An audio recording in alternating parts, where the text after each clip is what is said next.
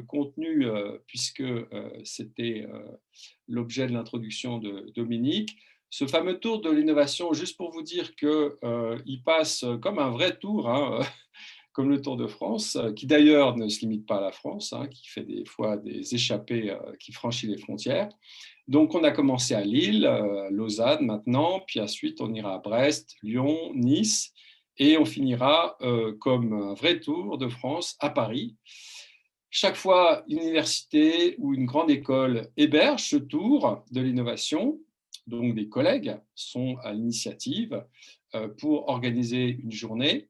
Et chaque fois, un domaine différent est appréhendé et contient une charge critique différente, hein, puisqu'il s'agit pour nous, vous l'avez compris, de nous approprier en tant que scientifiques cet objet de l'innovation qui est trop souvent idéologique.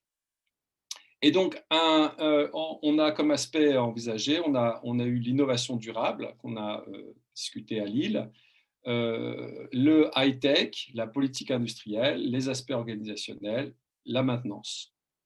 Et aujourd'hui, donc, la place des femmes dans la technoscience. Alors, si on cherche à montrer les dimensions idéologiques de l'innovation, on ne l'a pas pour autant renommée innovation sociale, parce que innovation sociale, ça renvoie à un domaine particulier, celui de l'économie sociale et solidaire, dont il a été question précisément dans la première séance à Lille sur l'innovation durable.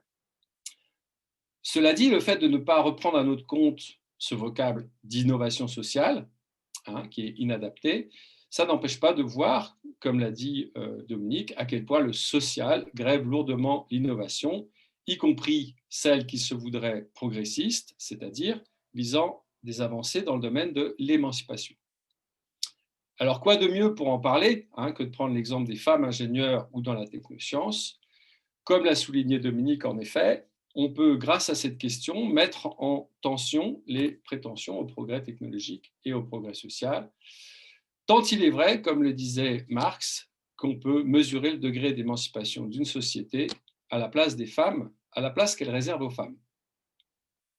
Mais le progrès technique n'entraîne pas forcément le progrès social et justement, la première session de cette journée, elle aborde même de plein fouet la tension entre progrès technique et progrès social, puisqu'elle traite des contradictions entre les avancées de la numérisation et la persistance des stéréotypes de genre. Alors, sans plus attendre, je passe la parole à nos deux intervenantes spécialisées sur ces questions. Nous entendrons d'abord Chantal Morlet, qui est professeure en système d'information à l'Institut Mines-Télécom Business School. Elle a été consultante en système d'information, puis chercheur en management des systèmes d'information et titulaire aussi d'un master de sociologie du genre, et elle travaille depuis 2005 sur la problématique genre et technologie de l'information. Elle a publié différents articles académiques, y compris d'ailleurs avec Isabelle Collet, qui est notre seconde intervenante. Donc, nous entendrons ensuite Isabelle Collet. On fera la discussion d'ailleurs après les deux interventions, si vous le voulez bien. Isabelle Collet, qui est professeure associée en sciences de l'éducation à l'Université de Genève. Elle y dirige le laboratoire GRIR pour genre, rapport intersectionnel, relations éducatives. Et elle a publié récemment aux éditions Le Passeur Les oubliés du numérique, donc les oubliés au féminin. Voilà, donc je passe la parole à Chantal Morlet.